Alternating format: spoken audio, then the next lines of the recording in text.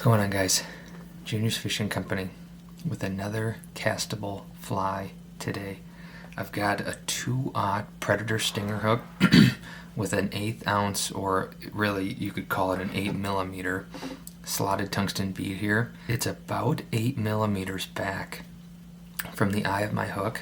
I'm going to put 7mm eyes on here, so I really had to have it at least 7mm back.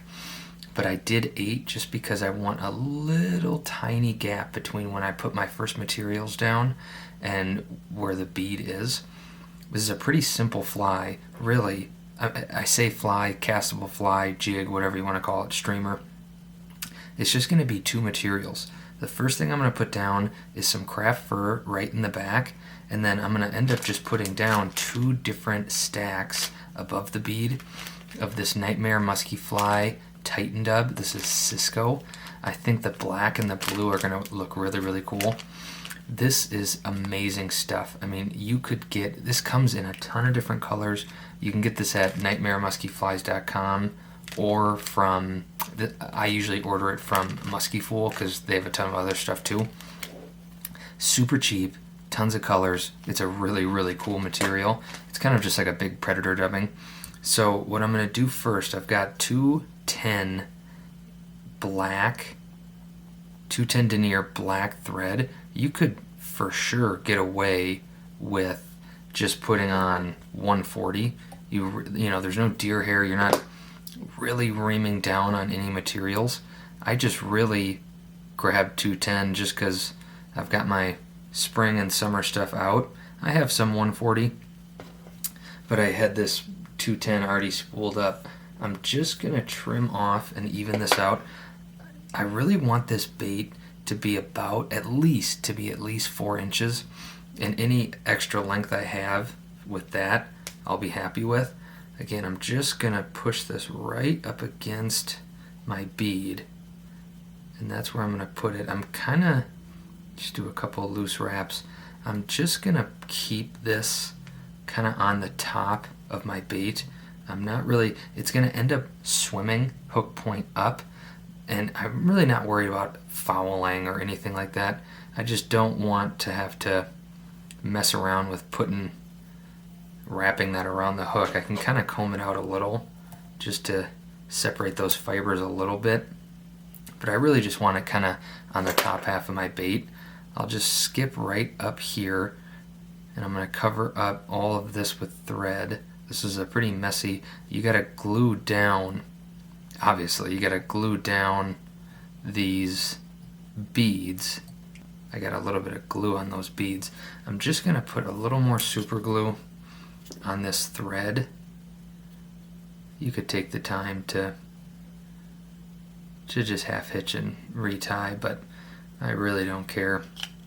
If it snaps now, it really won't matter. I'm going to come up just a little bit, a couple millimeters past my bead. Really, I put down about 0.1 grams of craft fur. Again, I know that's kind of nitpicking when I'm weighing all this stuff, but really, it's really just to see if I put 0.3 grams here and then I get it wet and I try it out and it's too much craft fur, then I know exactly how much less to use. Maybe I go to 0.2, 0.1, whatever. So this is 0.1. Again, it's just for my brain to know if I have to kind of manipulate this fly and change it a little bit, I know exactly what the amount to do. And I got this cheap scale from Amazon. It was like 12 bucks. So it's not like, you know, you have to spend $200 on some fancy scale. I've got 2 stacks of this Nightmare dubbing, and it's about 0.2 grams. And then like 0.23 grams for the front. I just want the front to be a little bit thicker, but this bead is going to add a lot of the bulk that I want. I'll put this first one in kind of just 50-50. I'm going to separate it out. I'm going to get some thread out. I'm going to separate this out, and then I'm just going to end up kind of veiling this over my whole hook. And then I can just come and do just a couple loose wraps, and then I can just cinch that down just because I want it to be really as even as I can get it. And the hardest part about this is getting the materials, and I'm pulling it out, to get these materials on evenly on each side of the hook. So I'll get a good tension pull on there, and then I can just make sure that these are going to be secure. And I can come here and even this out as much as I really can. Again, it's not perfect.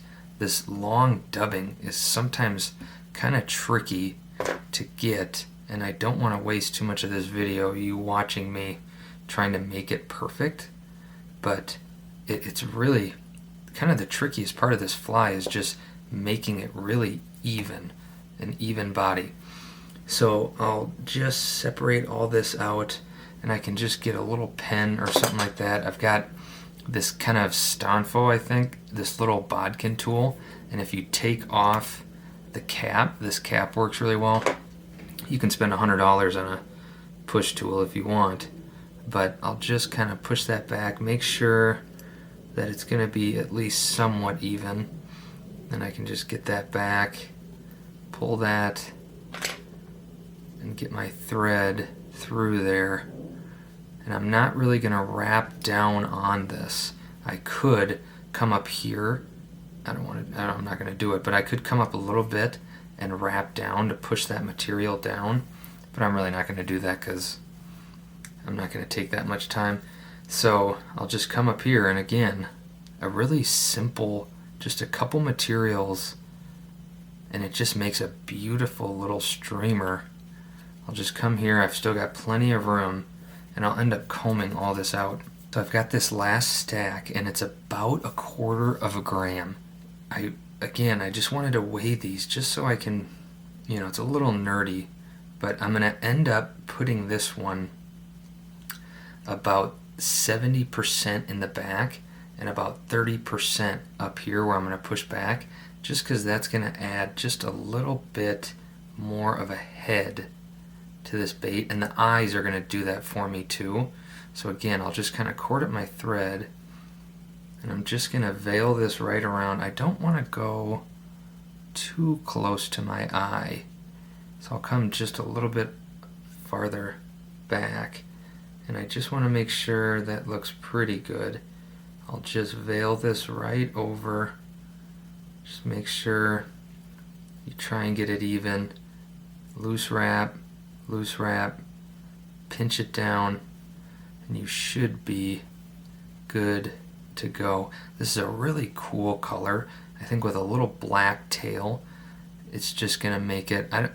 The lakes I fish around the Twin Cities in Minnesota, they don't really have a ton of like Cisco's and stuff, but I fish some northern lakes that do, and I'm not saying I necessarily, bass might not be swimming out chasing Cisco's much, but I don't know.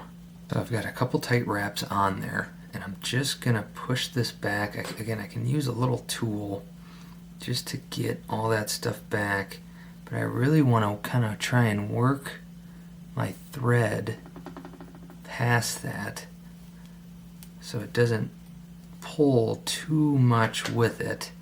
And I'm right at my eye, right where I think I want to be, and I can just come up here. Again, I don't want to pull too many materials up with me, and I'll just get right by my eye. I can just get a couple wraps. Again, I'm going to comb. A lot of this stuff comes out when you comb it. I'm just going to try and push some of these materials back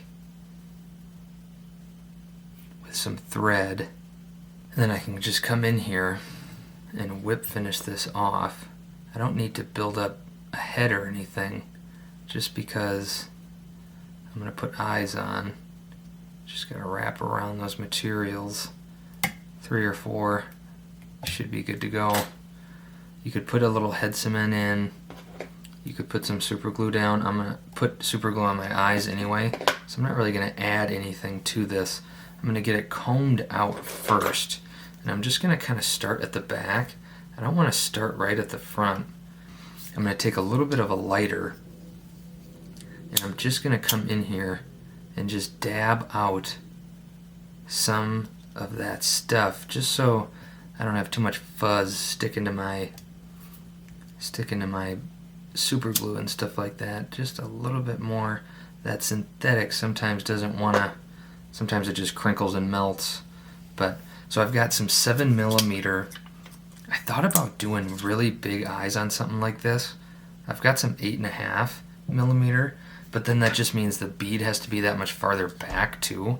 And really, I had to be careful with, unless I stepped it up. I've got these Ahrex hooks. I've gotten 2, 4, and 6/0.